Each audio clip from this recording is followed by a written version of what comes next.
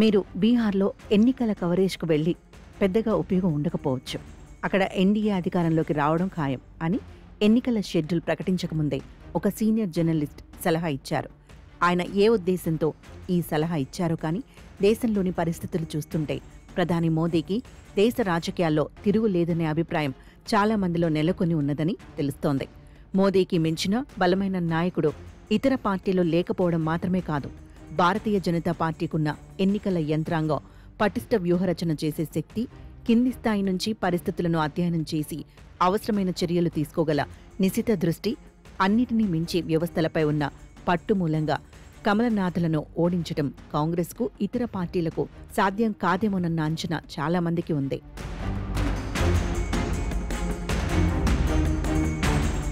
అయినప్పటికీ బీహార్లో ఫలితాలు భిన్నంగా ఉండవచ్చునేమో అన్న ఆశలు బీజేపీ వ్యతిరేకులకు చివరి వరకు మిణుకుమిణుకుమంటూనే ఉన్నాయి. దాదాపు 20 ఏళ్లు నితీష్ కుమార్ ముఖ్యమంత్రిగా ఉండడం, బీజేపీకి స్థానిక నాయకుడంటూ లేకపోవడం మాత్రమే కాదు, ఎన్నికల కమిషన్ అక్రమాలు చేస్తుందన్న విషయాన్ని ప్రజల్లోకి తీసుకువెళ్లేందుకు ప్రతిపక్షాలు ఉధృతంగా ప్రయత్నం చేయడం, బలహీన వర్గాలకు మోదీ వ్యతిరేకమని, రాజ్యాంగాన్ని తుంగలో తొక్కుతున్నారనే ప్రచారాన్ని ప్రజల్లోకి తీసుకువెళ్లేందుకు తీవ్ర ప్రయత్నాలు చేయడం మూలంగా ప్రతిపక్షాలు పుంజుకోవచ్చనే అభిప్రాయం చాలా మంది వ్యక్తం చేశారు.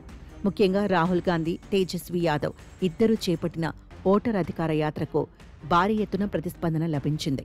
ఒక లక్ష్యం ప్రకారం గ్రామీణ, సెమీ అర్బన్ ఏరియాలో ఈ యాత్రను చేపట్టారు. గయాలో తొక్కిసలాటలో ఒక యువకుడు కూడా మరణించాడు. ముఖ్యంగా సీమాంచల్లో రాహుల్ యాత్ర అన్ని రికార్డులను అధిగమించి 2 లక్షలకు పైగా జనాన్ని ఆకర్షించింది.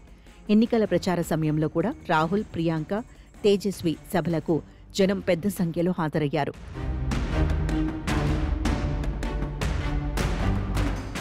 బహిరంగ సభలకు, యాత్రలకు జనం పెద్ద సంఖ్యలో హాజరు కావడం, హాజరైన జనం ఓటర్లుగా మారడం అనేది ఒకటి కాదు అనేది చరిత్రలో అనేకసార్లు రుజువైంది.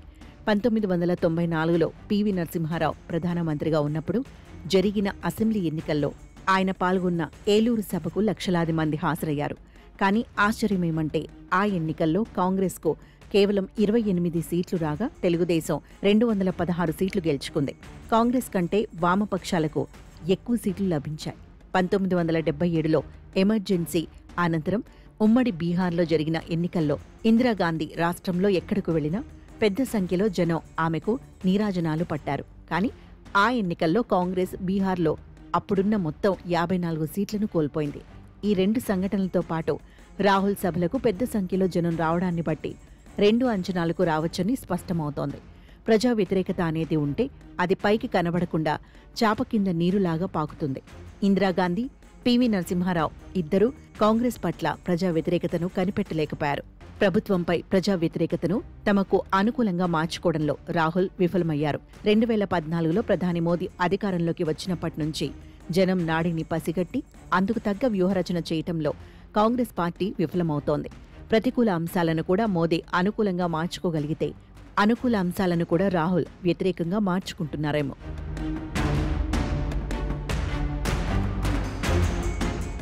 ఆశ్చర్యమేమంటే రాహుల్ గాంధీ, ప్రియాంకా గాంధీ సభలకు పెద్ద సంఖ్యలో జనం వచ్చిన నియోజకవర్గాలన్నింటిలోనూ కాంగ్రెస్ చిత్తుగా ఓడిపోయింది. కాంగ్రెస్ గెలిచిన 6 సీట్లలో 3 సీట్లు అతి స్వల్ప మెజారిటీతో గెలిచింది. కాంగ్రెస్ 5 సీట్లలోనూ, ఆర్జేడీ 1 సీటులోనూ డిపాజిట్ కోల్పోగా ఎన్డీఏ ఎక్కడా డిపాజిట్ కోల్పోకపోవడం గమనార్హం. ఒక యంత్రాంగం అంటూ లేకపోవటం వల్ల కాంగ్రెస్ ఓడిపోయింది. కానీ ఆర్జేడీ ఘోర వైఫల్యమే బీహార్ ఎన్నికల్లో అన్నిటికంటే విడ్డూరమైన విషయం. 2020 అసెంబ్లీ ఎన్నికల్లో ఆర్జేడీ అన్ని పార్టీల కంటే ఎక్కువగా అంటే 75 సీట్లు గెలుచుకుంది. ఈసారి తన సీట్లు తప్పకుండా పెంచుకుంటుందని చాలామంది ఆశించారు.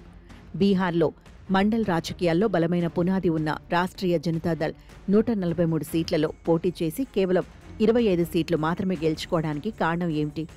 ఆర్జేడీకి ప్రధాన ఓటు బ్యాంక్ అయిన యాదవులకు, ఇతర అత్యంత వెనుకబడిన సామాజిక వర్గాలు, మహిళలు, దళితులకు మధ్య వైరుధ్యం ఈ ఎన్నికల్లో కొట్టొచ్చినట్లు కనబడిందని ఒక విశ్లేషకుడు తెలిపారు.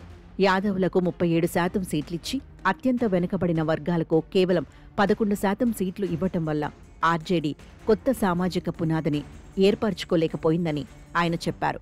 తన సొంత కుటుంబంలోని లుకలుకలనే ఆర్జేడీ పరిష్కరించుకోలేకపోయింది. ఆర్జేడీ తన వైఫల్యానికి గతంలో లాగా కాంగ్రెస్ వంటి మిత్రపక్షాలను నిందించేందుకు వీలు లేకుండా పోయింది. తాను పోటీ చేసిన సీట్లలో 4వ వంతు కూడా గెలుచుకోలేనప్పుడు ఇతరులను నిందించి అర్థం లేదు.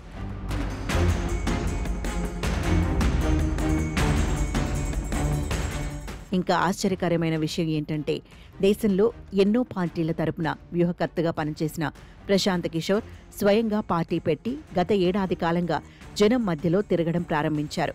అనేక మంది మాజీ బ్యూరోక్రాట్లు, మేధావులకు టికెట్లు ఇచ్చారు. ఆయన సభలకు కూడా జనం భారీగా హాజరయ్యారు. ఇంతకాలం తాను పార్టీల నుంచి వసూలు చేసిన కోట్లాది రూపాయలను ఆయన విచ్చలవిడిగా ఖర్చు పెట్టారు. బీహార్లో జనప్రబంజనం వీస్తుందని, బొటాబొటి మెజార్టీ వచ్చినా అది తన ఓటమిగానే భావిస్తానని ఆయన చెప్పుకున్నారు. కానీ ఆయన మాటలన్నీ ప్రగల్భాలుగా మిగిలిపోయాయి. ఆయన స్థాపించిన జనసురాజ్ పార్టీ 238 స్థానాల్లో పోటీ చేస్తే 236 స్థానాల్లో డిపాజిట్ కోల్పోయింది.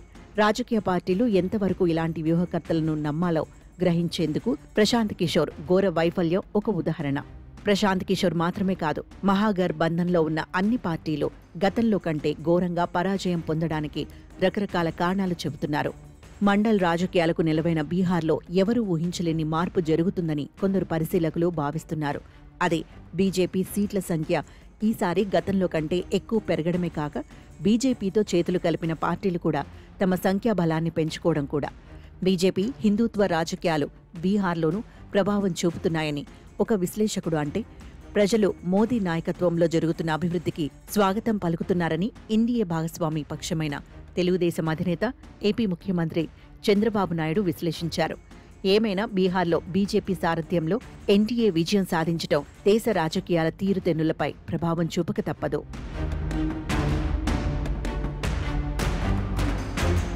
ప్రతిపక్ష కూటమిలో మొదటి నుంచి పొడజూపిన అంతర్గత వైరుధ్యాలు కూడా ఈ ఫలితాలకు దారితీసి ఉండవచ్చు.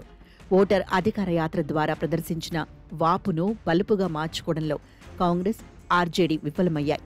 సీట్ల సర్దుబాటులో రెండు పార్టీలు చివరి వరకు గర్హించటం, స్నేహపూర్వక పోటీ పేరుతో దాదాపు 10 సీట్లలో కాంగ్రెస్ మిత్రపక్షాలతో తలపడడం, ముఖ్యమంత్రి అభ్యర్థి పేరును ప్రకటించడంపై అభ్యంతరాలు వ్యక్తం చేయడం, ఉమ్మడి మేనిఫెస్టో విడుదలకు రాహుల్ గాంధీ హాజరు కాకపోవడం, ఆర్జేడీపై లాలూ హయాంలో పడ్డ జంగిల్ రాజ్ ప్రభావం ప్రజలు మరచిపోకపోవడం లాంటి అనేక కారణాల వల్ల మహాగర్ బంధన్ ఒక సమైక్య శక్తిగా ఏనాడూ కనిపించలేదు. అదే సమయంలో బీజేపీ, ఎన్డీఏ మిత్రపక్షాలు తమ మధ్య విభేదాలను ఎంతో ముందుగా పరిష్కరించుకోవడం, హోంమంత్రి అమిత్ షా ఢిల్లీని కూడా విస్మరించి దాదాపు 20 రోజులు అక్కడే మకాం వేయడం, మోదీ ఉధృతంగా ప్రచారం చేయడం, ఎస్ఐఆర్ పేరుతో ఓట్లను తొలగించలేకపోయినా హిందూ ఓట్లను సంఘటితం చేయగలగడం ఎన్డీఏ గెలుపుకు దారితీసింది.